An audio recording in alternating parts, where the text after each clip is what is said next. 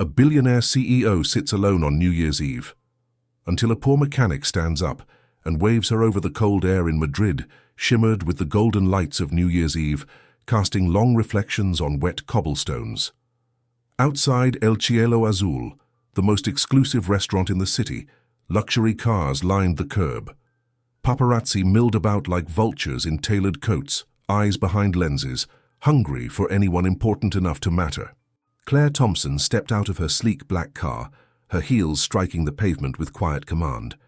Her dress, midnight blue silk, clung perfectly, tailored to perfection like everything else in her life. The doorman opened the door with a nod, but even he hesitated a beat too long. She noticed. Inside, the restaurant buzzed with old money and new ambition. Glittering chandeliers reflected the wealth of the room, and every table was filled with laughter, clinking glasses, and the low hum of important conversations. Claire approached the maître d', who looked up with a smile that didn't quite reach his eyes. "Good evening, Miss Thompson," he said. "I'm afraid there's been a mistake." Claire's expression didn't change, but a chill settled over her like fresh snow. "A mistake?" she asked, voice even. "I reserved the private table 2 months ago, confirmed it last week, again this morning." "Yes, of course," he said, shifting. "But Mr. Elson, he's a very valued guest. He arrived with unexpected company and—" "You gave away my table," she cut in. There was a pause long enough for a single violin note from the live quartet to stretch, then fade. "I can offer you a complimentary glass of—" "I don't want a drink," she said sharply. "I want the table I paid for." Heads were beginning to turn. Phones were subtly lifted. Claire's face had graced tech magazines, investment journals, and lately gossip columns. She was a billionaire, a disruptor. But standing here, no power in her voice could fix this moment. The humiliation simmered just beneath her skin. She turned to leave, her heels striking faster now. Her driver stepped forward, but Claire waved him off, walking briskly into the crisp night air. She just needed to breathe, to vanish. But the street, too, felt like a stage. Cameras, curious glances. Her fingers curled into fists. "Excuse me?" came a voice behind her. Soft, warm, human. Claire turned. A man, late 30s, maybe early 40s, stood in a dark button-up and well-worn jacket. His hands were rough, nails stained faintly with oil.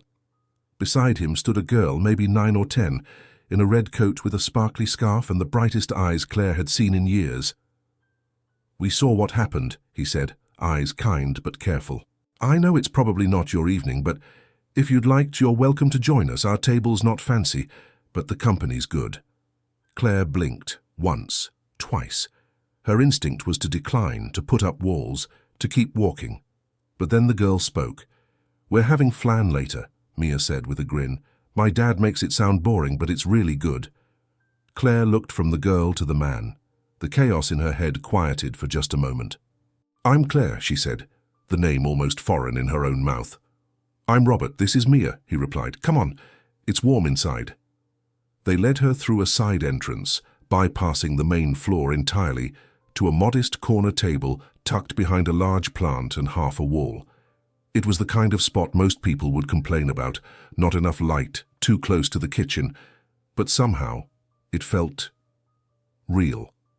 Claire sat down, suddenly aware of how overdressed she was. Robert noticed but didn't mention it. He handed her a menu with a smile. Mia leaned over. "I already picked what I want. Dad says I'm decisive." Claire couldn't help but smile. "That's a good thing." Dinner began quietly. Claire ordered a glass of wine, then barely touched it. Robert asked if she was visiting, and she told him vaguely about business, acquisitions, contracts, things that normally impressed. He nodded politely, but didn't ask more. It was unusual. "You fix cars?" she asked, gesturing toward his hands. "Own a small shop near Lavapiés," he replied. "Been doing it since I was 17. Claire nodded. "Stable work?" He smiled faintly. "Honest work?" That answer stuck with her more than she expected. Mia talked about school, her art projects, how she loved New Year's Eve because it's like the whole world decides to start over, together. Claire listened more than she spoke, watching them. There was no performance, no pretending. Just a father and daughter eating dinner, smiling, laughing, offering a seat to a stranger who looked like she belonged nowhere. At one point, Mia pulled a crumpled paper crown from her coat pocket and offered it to Claire. "It came with the kids' meal," she said. "But I think you need it more than me." Claire laughed. It surprised even her. "I haven't worn a crown in a long time," she murmured. "Well, tonight you're a queen again," Robert said. "At least at our table." Something softened. Her shoulders, her breath, her heart. Just slightly. For the first time in years, Claire didn't feel like she had to perform. There were no expectations here, no transactions, just kindness, just presence. By the time dessert arrived, yes, the flan was, in fact, excellent, Claire realized an hour had passed. Then 2. Outside, fireworks began to light the sky. People cheered. Champagne flowed. Inside, at the quiet corner table, Claire looked at Mia and Robert and felt something she hadn't in a long, long time. Warmth and wonder. Claire Thompson sat in her hotel suite the next morning, still in the dress from last night, untouched room service on the table, the city of Madrid humming faintly beyond the floor-to-ceiling windows. She had been to hundreds of dinners in her life, power lunches, formal galas, award banquets, but none had left her like this. A table with a mechanic and his daughter, a child offering her a paper crown, laughter that wasn't rehearsed. She stared into her coffee, then tapped the screen of her phone. "Rachel," she said, as soon as her assistant picked up. "Find him." There was a pause. "Him?" "The man from the restaurant. Robert Harris. He owns a mechanic shop. I don't know where. Somewhere in Lavapiés. He has a daughter named Mia. 10, maybe 11. Another pause. "Claire," Rachel said slowly. "Are you sure?" "Yes." By midday, Claire stood awkwardly outside a small auto shop, tucked between a fruit vendor and a shuttered bookstore. The sign above the door read, "Harris Auto Repair, worn but clean." A wind chime jingled lightly in the breeze, a contrast to the scent of motor oil in the air. She hadn't called ahead. Through the window, she saw Robert bent over the hood of an old Fiat, sleeves rolled to his elbows. He hadn't shaved. There was grease on his temple and sweat at his brow. He looked alive. When he finally noticed her, he squinted, then smiled, genuine, surprised. "You found us." "I did," she said. "Hope it's not too forward." Robert shrugged. "You wore the crown. That makes you family." That made her laugh.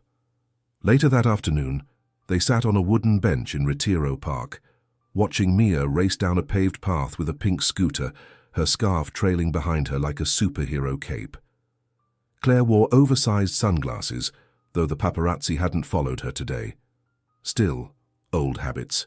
Robert passed her a coffee from a nearby cart. "You didn't have to come," he said. "I know," she replied, "but I wanted to. Most people like you don't usually spend time with people like me." Claire looked over, curious. "People like me?" He smirked. "You know, billionaires, tech titans, people with private elevators and quarterly earnings calls." She chuckled. "I haven't been to the park in years. You know that?" "I believe it." They watched Mia weave through fallen leaves, laughing with reckless joy. "She's amazing," Claire said. "She's my reason," Robert replied. "Lost her mom when Mia was 7. Car accident. She still talks to her every night before bed." Claire blinked, not expecting the weight of his honesty. "I'm sorry." He nodded. "We're okay now. It was rough for a while, but Mia keeps me grounded." There was a silence that stretched comfortably between them.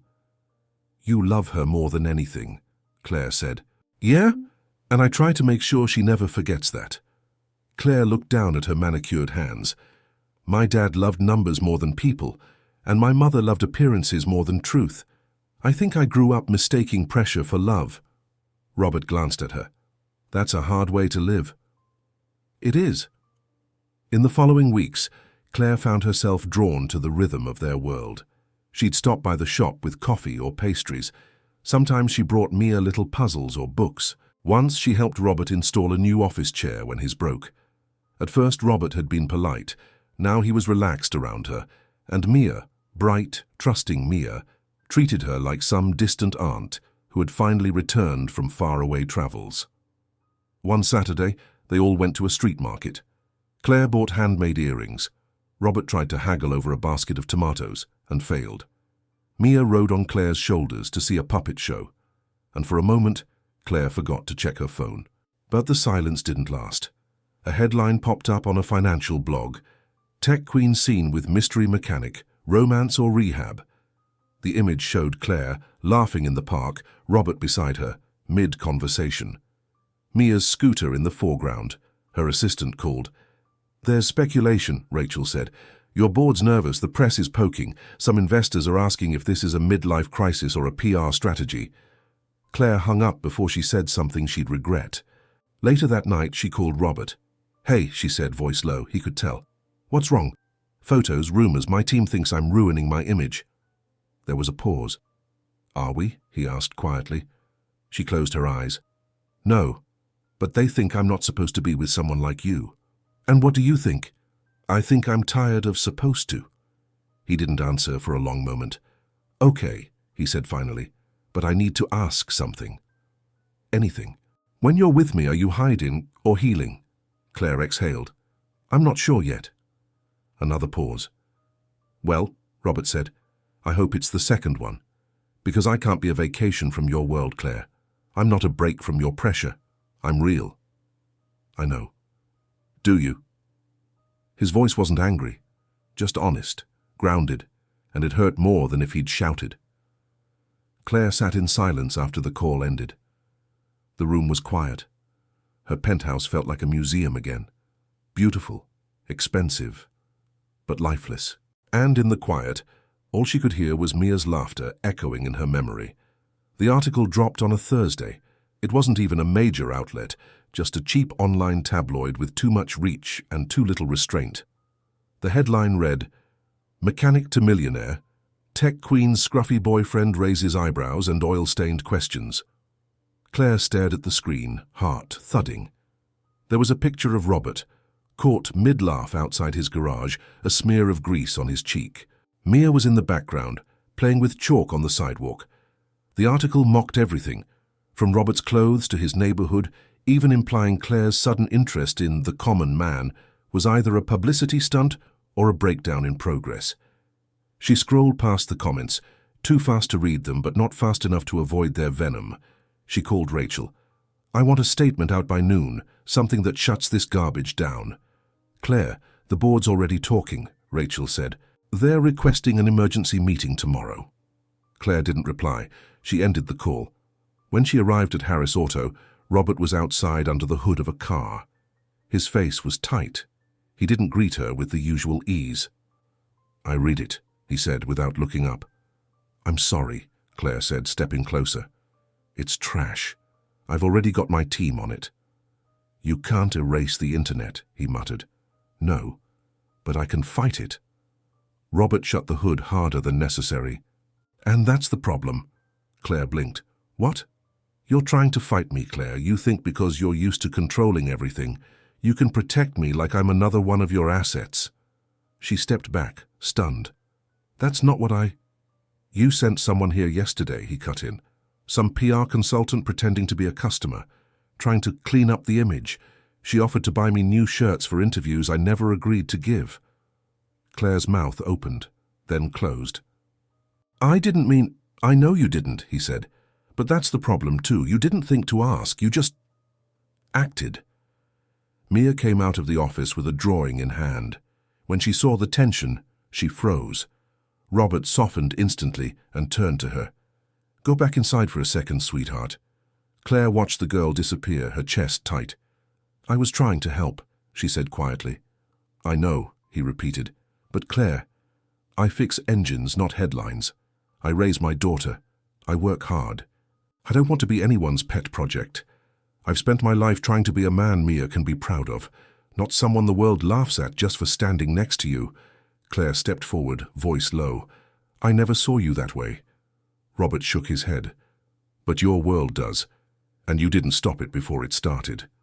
The words hit harder than he intended, and he seemed to regret them instantly. but the silence between them had already grown. "I think we need time," he said softly. Claire nodded, too numb to speak. The next week passed like a slow unraveling. Her days were filled with damage control meetings, vague statements, media whispers. One investor suggested she take a mental health retreat. A board member sent her a private email asking if she was still fit for high-stakes leadership. She responded with silence and then started writing. At the emergency board meeting, Claire walked in wearing no makeup, no designer suit, just jeans and a white blouse, her hair in a loose bun. She looked tired but determined. Before anyone could speak, she began, "I've built this company from a rented co-working space to a global powerhouse.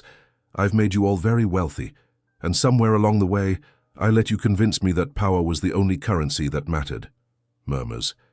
"But last month I met someone who reminded me that dignity doesn't wear a suit, that love isn't something you measure in market share. And yes, he's a mechanic. He's also kinder, stronger, and more decent than half the people in this room." "Claire," one board member began. "No," she said firmly. "You don't get to tell me who I'm allowed to love. If my personal life makes you uncomfortable, you're welcome to leave. I won't apologize for choosing something real over something safe." She stood, gathered her notes, and walked out, her heels echoing down the marble floor like a gavel falling. Back in Lavapiés, Robert sat in his kitchen with a cup of coffee, staring at a crayon drawing on the fridge. It was of him, Mia, and Claire, stick figures with wild smiles and paper crowns. Mia had drawn a sun in the corner, even though it had been nighttime when they'd all gone to the park. "Did you and Claire break up?" Mia asked gently from the table. Robert hesitated. "We're figuring things out." Mia looked down at her cereal. "She made you laugh." Robert smiled faintly. "She did." "She makes me feel like we're in a movie," Mia said, "but like one where the hero doesn't have superpowers, just love." Robert looked over, surprised. "She's not like us," Mia continued, "but she looked happier here. I think she likes how we live." Robert leaned back, heart aching. "I don't want her to change for us." "Maybe she doesn't need to," Mia said. "Maybe she just needed to find us." He sat quietly for a long time after that. Then he stood up, grabbed his jacket and said, "Want to help me pick some flowers?" Mia beamed. "For Claire?" "For the Queen," he said. The courtyard behind Harris Auto Repair had never looked so beautiful. String lights crisscrossed above weathered brick. Wildflowers bloomed from repurposed oil cans. Folding chairs lined the narrow alley, occupied by neighbors in mismatched suits and dresses. Children darted between the chairs, laughing. Someone brought empanadas. Someone else brought music. The scent of motor oil had given way to lavender and rose. At the far end of the courtyard, between a wooden arch Robert had built himself and a trellis of ivy, Claire stood in a simple white dress. Elegant, yes, but not extravagant. Her heels clicked against the cement as she walked toward him, bouquet in hand, smile steady but radiant. Mia walked just ahead of her, beaming in a pink tulle dress, holding a small ring box like it contained treasure. And in some ways, it did. Robert waited at the altar with his hands folded, suit pressed, heart full. His eyes never left Claire's, not for a second. The ceremony was short. There were no politicians or CEOs, no influencers, no journalists, no press releases. Just people. Just love. Robert read his vows from a notepad, voice cracking when he said, "You came into our lives like a storm, but you brought the light with you." Claire in turn held his hands and said, "You gave me back the pieces of myself I didn't know I was allowed to want." They kissed, to the sound of neighbors cheering, car horns in celebration, and Mia throwing lavender petals into the air. Claire Thompson, CEO, tech magnate, once the loneliest woman in a room full of admirers, had found something more enduring than status. She had found home. 3 years later, the house was never quiet. Laughter echoed through the narrow halls. Toys were scattered across the floor. The smell of cinnamon rolls drifted from the kitchen, where Claire stirred a pot in pajamas and Robert teased her about burning toast again.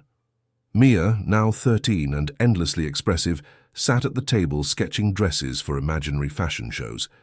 Her new baby sister, Leah, babbled from her high chair, cheeks sticky with fruit. "Do CEOs normally get food on their socks?" Robert asked, grinning. Claire looked down. "Only the cool ones." She still ran her company, but differently now. Fewer board meetings, more field time. She knew her employees by name, introduced flex time, built childcare centers near the offices. She'd once been a titan of efficiency. Now she was a leader who listened. Investors had resisted at first, but the company thrived because people thrive when they're seen. And she had finally learned to see. Robert still ran the shop, still fixed cars. Some of his old clients still called him the guy who married the billionaire. He didn't mind anymore, because now they also said, "He's the guy who fixed my brakes and gave me a discount when I couldn't afford it."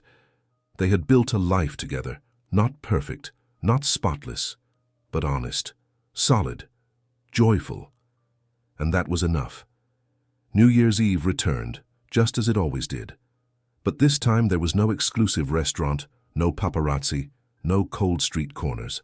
There was a small backyard, twinkling with fairy lights, a folding table covered in food, a cake with sparklers, laughter. Mia sat cross-legged in the grass, coaching Leah through her first attempt at holding a sparkler. Claire poured cider into plastic cups. Robert adjusted a Bluetooth speaker playing old jazz. As midnight approached, the four of them huddled on a worn blanket beneath the stars. Mia leaned her head against Claire's shoulder. Leah curled into Robert's chest, fighting sleep. "Hey," Claire whispered. Robert turned. She took his hand. "Remember our first New Year's?" He smiled. "Table near the kitchen, crown made of paper." "You saved me that night," she said. He shook his head. "You were never lost. Just looking." She pressed her forehead to his. "I love you."